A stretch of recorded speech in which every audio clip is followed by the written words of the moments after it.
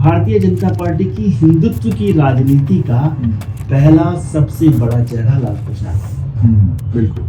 और एक चेयर का तो कहना है कि चेयर की तो मिमिक्री हो रही है, तो अब हम क्या करें? बल्कि अभी तो ये हो रहा है कि जो पार्टियां नई तरीके से नहीं चल रही वो दूसरा नुकसान उठा रही है। सबकी भूमिका, सबको ही जिम्मेदार मानना चाहिए। अब वो वाला जो तथ्य है उसको भुला दिया गया है। अब वो कह रहे हैं कि सबकी जिम्मेदारी, ये भी गलत नहीं है। कांग्रेस की तरफ से आप नाम लें तो गुलाम नबी आजाद का नाम है, अमृता सोनी का नाम है, राजीव शुक्ला जी का नाम है। भारतीय जनता पार्टी की तरफ से सुषमा स्वराज जी हैं, अरुण जेटली जी हैं, रविशंकर प्रसाद थे, वेंकैया नायडू थे, मदन लाल खुराना थे, प्रमोद महाजन थे।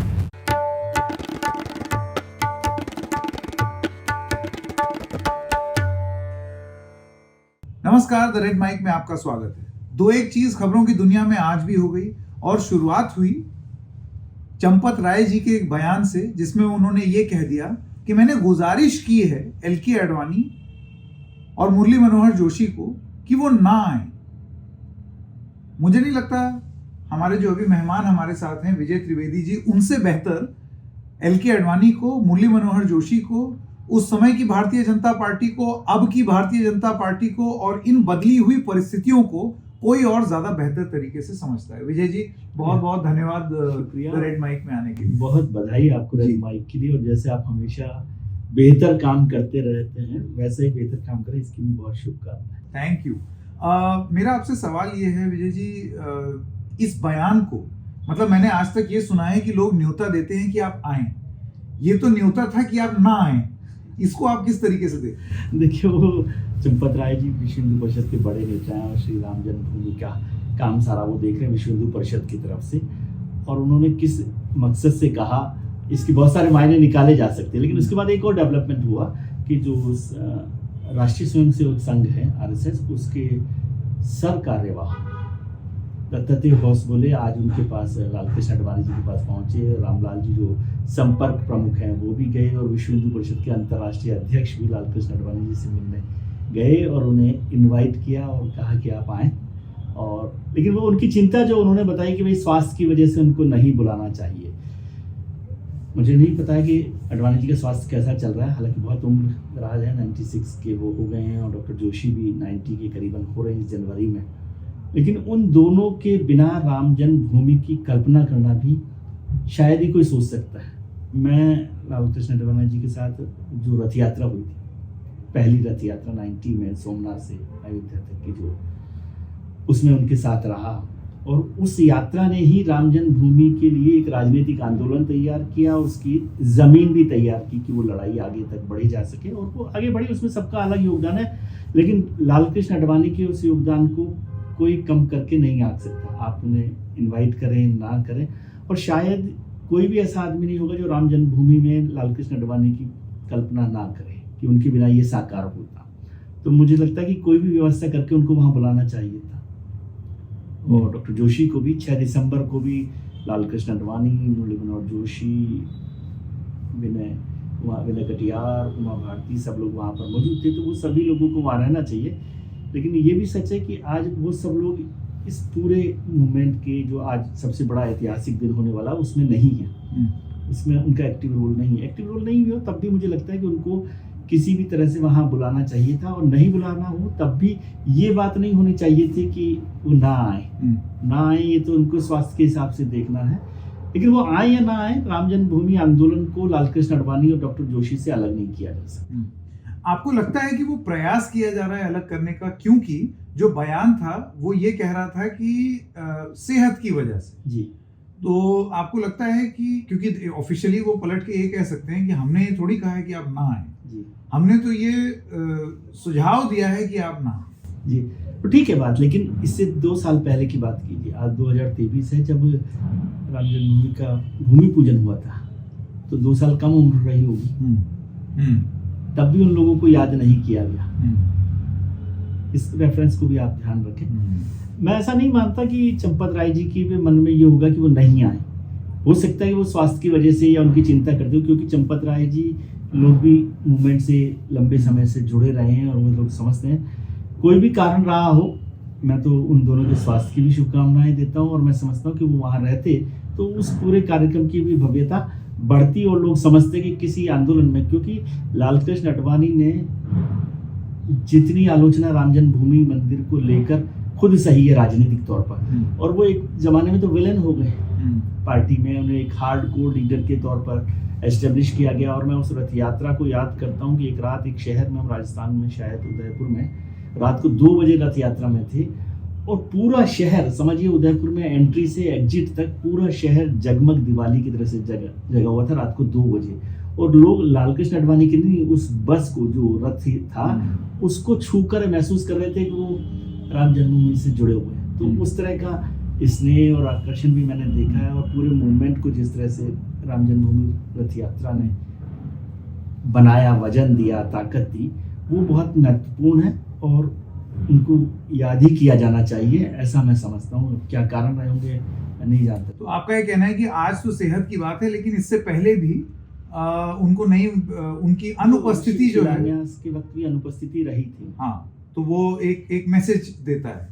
बहुत सारे जो विश्लेषक हैं उनका ये मानना है कि ये मैसेज एकदम साफ है कि आज जब उसका अल्टीमेट वो अपने मुकाम तक पहुंचा है, तो क्लाइमैक्स पर वो पहुंचा है, तो उसमें श्रेय वो विभाजित ना हो जाए या उनकी उपस्थिति से कोई सवाल ना उठने लगे, क्योंकि वो आंदोलन था, उसमें क्रिमिनल मामला, हालांकि अदालत से वो तो बरी हो चुके हैं, अदालत में भी अब बरी हो गए उस पूरे मामले में, क्रिमिनल केस के मामले में भी उनको बरी हो गए हैं और सब कुछ हो गए हैं। और मैं यही कह रहा हूँ कि लालकृष्ण आडवाणी, मुरली मनोहर जोशी वहां पर उपस्थित रहे ना रहे, आप उनकी अनुपस्थिति में भी उनकी उपस्थिति दर्ज करेंगे, आप उसे नहीं मिटा सकते। उनकी जो भूमिका है ना, उसको नहीं मिटाया जा सकता है। आप क्रेडिट लेना चाहते हैं, नहीं लेना चाहते, या एक तरफा करना चाहते हैं, लेकिन बल्कि बहुत सारे लोग से मेरी चर्चा हुई तो वो कहते हैं कि बिना लालकृष्ण आडवाणी के हम इस मुकाम पर नहीं पहुंचते, समझे। और उन्होंने बड़ी लंबी लड़ाई लड़ी है, रथ यात्रा की नहीं, उसके अलावा भी जो जिस दिन ये हुआ बाबरी मस्जिद का ढांचा ढहा 6 दिसंबर 1992 को, उसके बाद जो केसेस उन पर चले, वो सारा जो मामला हुआ, और हिंदुस्तान की राजनीति को एक नया जो मुकाम है, नया शब्द लालकृष्ण आडवाणी, आज जहां हम पहुंचे हैं, आज भारतीय जनता पार्टी की जो राजनीति चल रही है उसमें एक नया शब्द लालकृष्ण आडवाणी ने गढ़ा था कांग्रेस के सेक्युलरिज्म के खिलाफ, स्यूडो सेक्युलरिज्म, आपको याद है? वो अभी भी इस्तेमाल होता है, वो अभी भी इस्तेमाल होता है। तो भारतीय जनता पार्टी की कांग्रेस को हिंदुत्व से धकेलने की जो पहली कोशिश थी ना, वो कोशिश लालकृष्ण आडवाणी ने की थी, जब सेक्युलरिज्म को स्यूडो सेक्युलरिज्म कर दिया था और सेक्युलरिज्म को ही सवालों के घेरे में खड़ा कर दिया था। जिस राजनीति पर आज भारतीय जनता पार्टी पहुंची है, वो भी वही कर रही है ना, सेक्युलरिज्म पर कांग्रेस को घेर रही है। लेकिन ये पहला शब्द ही लालकृष्ण आडवाणी ने गढ़ा, कॉइन किया, स्यूडो सेक्युलरिज्म, और वहां से कांग्रेस निकल नहीं पाई उस दुविधा से आज तक। तो उसका भी एक बड़ा नतीजा आज आप देख रहे हैं कि भारतीय जनता पार्टी 303 सीटों पर है। और नरेंद्र मोदी जी, ऐसा मैं नहीं समझता कि प्रधानमंत्री चाहते होंगे कि लालकृष्ण आडवाणी नहीं आए, क्योंकि प्रधानमंत्री जब वहां पर सोमनाथ से रथ यात्रा शुरू हुई तो गुजरात के प्रभारी नरेंद्र मोदी थे, और यात्रा का जब पहला कदम चला सोमनाथ से, उसमें गुजरात में नरेंद्र मोदी उसके सारथी के तौर पे थे। तो उनकी भूमिका को भी आप इग्नोर नहीं कर सकते। लेकिन क्या कारण रहे, यही मानना जाना चाहिए कि स्वास्थ्य की वजह से ऐसा नहीं किया गया। और आज जब दत्तात्रेय होसबले जो संघ के सर कार्यवाह हैं, वो खुद उनको आमंत्रित करने पहुंचे हैं, तो हमें थोड़ा सा बेनिफिट ऑफ डाउट भी देना चाहिए। आपको लगता है ये एक, इसको इस तरीके से भी देखा जा सकता है कि राजनीतिक रूप से या किसी कारण से उनकी अनुपस्थिति की बात हो रही थी, लेकिन अब एक डैमेज कंट्रोल की भी बात हो रही है कि नहीं भाई ऐसा नहीं हो सकता, जिसमें संघ खुद उतर आया है। हाँ, इसीलिए मैंने कहा ना कि जब दत्तात्रेय होसबले साहब भी वहां पर आमंत्रित करने के लिए पहुंच गए, रामलाल जी वहां पर पहुंच गए, आलोक कुमार जो विश्व हिंदू परिषद के अंतर्राष्ट्रीय अध्यक्ष हैं, वो वहां पहुंच गए, तो ये अब आप इसको डैमेज कंट्रोल कह सकते हैं, कुछ भी कह सकते हैं, लेकिन उनको, मैं यही कह रहा हूँ कि लालकृष्ण आडवाणी को आप इग्नोर करके नहीं रह सकते इस पूरे मूवमेंट से। और ये बात जिनको समझ में देर से आई हो उन्हें बेहतर है, जितना जल्दी समझ में आ जाए वो बेहतर है। और आप लालकृष्ण आडवाणी से सहमत हो सकते हैं, असहमत हो सकते हैं, उनकी राजनीति से सहमत है, असहमत हो सकते हैं, लेकिन उनकी भूमिका से आप असहमत नहीं हो सकते। राम जन्मभूमि में, और राम जन्मभूमि नहीं, भारतीय जनता पार्टी की हिंदुत्व की राजनीति का पहला सबसे बड़ा चेहरा लालकृष्ण आडवाणी। बिल्कुल। मेरा आखिरी सवाल आपसे विजय जी, एक तर्क ये भी दिया जाता रहा है और बोला जा रहा है कि ये नई भारतीय जनता पार्टी है, और ये एक ऐसी भारतीय जनता पार्टी है जो कि नरेंद्र मोदी, अमित शाह, इनकी भारतीय जनता पार्टी है, ना कि अटल बिहारी वाजपेयी या लाल कृष्ण आडवाणी या जो फाउंडिंग फादर्स हैं उनकी पार्टी है। इस वजह से आडवाणी आए या ना आए, मुरली मनोहर जोशी आए या ना आए, उसका जनता और चुनाव इन दोनों पर ही कोई फर्क नहीं पड़ेगा। इसमें दो बातें सच है मेरे हिसाब से। एक ये कि ये नई भारतीय जनता पार्टी है, दूसरा राजनीतिक तौर पे कोई बड़ा असर नहीं पड़ेगा कि लालकृष्ण आडवाणी की वहाँ पर जो गैर मौजूदगी है उससे कोई भारतीय जनता पार्टी को बड़ा नुकसान हो जाएगा, ऐसा नहीं है। लेकिन मैं फिर भी इतना समझता हूँ कि नरेंद्र मोदी ये नहीं चाहेंगे कि लालकृष्ण आडवाणी नहीं आए, क्योंकि उनको भी पता है कि उनके नहीं आने से कोई फर्क नहीं पड़ रहा या आने से फर्क नहीं पड़ रहा, लेकिन नहीं आने से बहुत सारे सवाल खड़े हो सकते हैं और वो उनका सम्मान करें ऐसा भी मुझे नहीं लगता। लेकिन नई भारतीय जनता पार्टी है, वो नए तरीके से चल रही है, नई सोच के साथ चल रही है, नए लोगों के साथ चल रही है, और ऐसा होता भी है पार्टीज में। बल्कि अभी तो ये हो रहा है कि जो पार्टियां नए तरीके से नहीं चल रही वो दूसरा नुकसान उठा रही हैं, वो दूसरी तरह की आलोचना झेल रही है।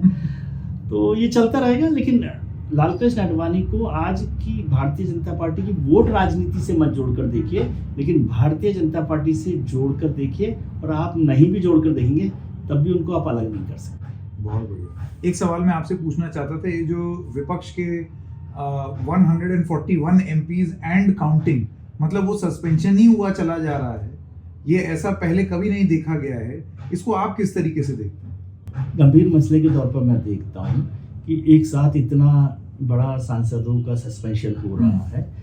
उसकी बड़ी वजह मुझे समझ में आ रही है कि हम कहते हैं पार्लियामेंट को, कि पार्लियामेंट जो है लैटिन वर्ड से बना है पार्ले से। पार्ले का मतलब होता है संवाद। पिछले कुछ समय से पार्लियामेंट में संवाद की कमी लगातार होती जा रही है, और ये दोनों पक्षों की तरफ से हो रही है कि पक्ष और विपक्ष के बीच में संवादहीनता बढ़ती जा रही है। और पहले ये होता था कि माना जाता था कि सरकारें जो हैं, सरकार की भूमिका होती है कि संसद को चलाने की प्राथमिक जिम्मेदारी, हालांकि सबकी जिम्मेदारी है लेकिन प्राइमरी रेस्पॉन्सिबिलिटी सरकार की होती है। अब वो वाला जो तथ्य है उसको भुला दिया गया है। अब वो कह रहा है कि सबकी जिम्मेदारी, ये भी गलत नहीं है, लेकिन प्राइमरी रेस्पॉन्सिबिलिटी आपकी होती है। दूसरा, संसद पहले इसलिए अच्छे से चलती थी कि वहां पर ट्रैक टू चैनल चला करते थे। ट्रैक टू चैनल का मतलब होता है कि सरकार में ऐसे बहुत से लोग होते थे, पार्लियामेंट्री अफेयर मिनिस्टर हैं, दूसरे मिनिस्टर्स हैं, एमपीज हैं, जो विपक्ष के साथ लगातार संपर्क में रहते थे, बात करते थे और इश्यूज को सुलझाने की कोशिश करते थे। इसमें कांग्रेस की तरफ से आप नाम लें तो गुलाम नबी आज़ाद का नाम है, अम्बिका सोनी का नाम है, राजीव शुक्ला जी का नाम है। भारतीय जनता पार्टी की तरफ से सुषमा स्वराज जी हैं, अरुण जेटली जी हैं, रविशंकर प्रसाद थे, वेंकैया नायडू थे, मदन लाल खुराना थे, प्रमोद महाजन थे। आज उन ट्रैक टू चैनल के लीडर्स की कमी हो गई है, और दूसरा, दोनों तरफ अविश्वास बढ़ता जा रहा है। इस वजह से ये आशंका हो रही है। तीसरी बात जो मुझे पता नहीं कहनी चाहिए कि नहीं कहनी चाहिए, चेयर की भूमिकाओं पर भी अब सवाल उठने लगे। पहले चेयर को मैंने देखा है कि जो चेयरमैन हैं या स्पीकर हैं, वो दोनों पक्षों को आपस में बिठा के, जैसे ही हंगामा हुआ, हाउस एडजॉर्न हुआ, उनको अपने चैम्बर में बुलाया, गुलाब जामुन गरम खिलाए, समोसा खिलाया। अच्छा। हाँ, और उनको बैठाया और कहा भाई इनकी बात सुन लो, अब जब दोबारा हाउस शुरू होगा तो थोड़ी देर इनको हंगामा कर लेंगे, तो फिर आप अपनी बात कर लेना और बात सॉर्ट आउट कर लेंगे। शायद वो भी कमी होती जा रही है, तो संवादहीनता कम हो रही है। और एक चेयर का तो कहना है कि चेयर की तो मिमिक्री हो रही है, तो अब हम क्या करें? वो भी आज कल्याण बैनर्जी ने मिमिक्री कर दी। वो भी अच्छी बात नहीं है, क्योंकि चेयर का मतलब जगदीप धनखड़ नहीं है, वो चेयर है, पार्लियामेंट की चेयर है, और हम डेमोक्रेटिक सिस्टम में रहते हैं तो उन नॉर्म्स को पालन करना चाहिए, लेकिन इतना टची भी नहीं होना चाहिए हमें। दूसरी तरफ मैं भी यही मानता हूँ, इसको मजाक की तरह मिमिक्री करना कब से अपराध है? हाउस के बाहर है, तो उसको तो बल्कि लाइटर मोड में लेकर भी चलना चाहिए। दोनों पक्ष हैं कि उसको लाइटर मोड में लेकर चेयर को इतना गंभीरता से नहीं लेना चाहिए, लेकिन उनको भी चेयर की मिमिक्री नहीं करनी चाहिए, क्योंकि एक सामान्य नॉर्म के तौर पर देखता हूँ। तो वही मैं कह रहा हूँ कि संवादहीनता कम हो रही है। और जो सबसे चिंता वाली बात मुझे लग रही है वो ये है कि अभी तक हमारे यहाँ पक्ष विपक्ष को राजनीतिक प्रतिद्वंदी के तौर पे या विचारधारा में विरोध के तौर पे देखा जा रहा है। अब हम उन्हें दुश्मनी के तौर पर देखने लगे। अब हम राजनीतिक विरोधी के तौर पे नहीं देखते, दुश्मनों के तौर पर देखने की शुरुआत हो गई है, और उसका नुकसान हो रहा है। और अभी ये जो हुआ उसमें मुझे लग रहा है कि अब इलेक्शन आ रहे हैं और ये पार्लियामेंट का अनऑफिशियल लास्ट सेशन है। तो विपक्ष भी अपना हर पॉइंट स्कोर करना चाहता है। करेक्ट। अब लेकिन संसद की बजाय सड़क पर भी थोड़ा सा दिखे विपक्ष, हाँ, तो वो उसका कोई मायने निकलेगा। केवल संसद में हंगामा करने से कुछ हासिल नहीं होता। वो कहा जाता है कि संसद में जब सड़कें खामोश हो जाती है ना, तो संसद आवारा हो जाती है। राम मनोहर लोहिया साहब ने कहा। तो इसको समझना चाहिए। अब सड़कों पर थोड़ी सी जागे। अब तो वैसे भी हाउस खत्म हो गया, 4 महीने में चुनाव होने हैं। तो ये राजनीतिक प्रतिनिधिता को दुश्मनी के तौर पर नहीं देखें, अपनी बात को रखें और उस बात को करने का मौका भी मिले। वैसे जिस रेट पे सस्पेंड हुए हैं, अब सड़क पे ही उतरने का मौका है, क्योंकि अब संसद से तो सस्पेंड ही हो गए, भले ही 2-1 दिन के लिए हो। हाँ, अब तो 2 दिन बचे हैं ये सेशन के लिए, लेकिन ये बहुत अच्छी परंपरा नहीं है। मैं ऐसा नहीं मानता, लेकिन इसमें सबकी भूमिका, सबको ही जिम्मेदार मानना चाहिए। विजय जी, बहुत बहुत धन्यवाद द रेड माइक से बात करने के लिए। Thank you. All the very best. Thank you. Thank you.